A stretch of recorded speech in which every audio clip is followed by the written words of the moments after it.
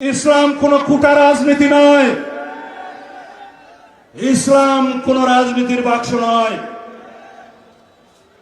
আমরা সবাই বাংলাদেশের সংখ্যাগরিষ্ঠ মানুষ মুসলিম, ইসলাম ধর্মে বিশ্বাস করি। অবশ্যই অন্য ধর্মাবলম্বী মানুষদের অধিকার সাংবিধানিকভাবে আমরা নিশ্চিত করেছি, করব ইনশাআল্লাহ। সুতরাং রাজনীতি দিয়ে ইসলামকে বিভক্ত করতে চায় যে শক্তি, সেই শক্তিকে আপনারা রাজনৈতিকভাবে মোকাবেলা করবেন ব্যালটের মাধ্যমে, রাজনৈতিকভাবে মোকাবেলা করবেন ব্যালটের মাধ্যমে, ভোটের মাধ্যমে, আপনাদের বক্তব্যের মাধ্যমে। যারা একটি কিতাব নিয়ে গ্রামে গঞ্জে যাচ্ছে, জান্নাতের টিকিট নাকি তারা বিক্রি করতে চায়, নাউজুবিল্লাহ মিন যালিক। জান্নাতের টিকিট কি কেউ বিক্রি করতে পারে ভাই সাহেব?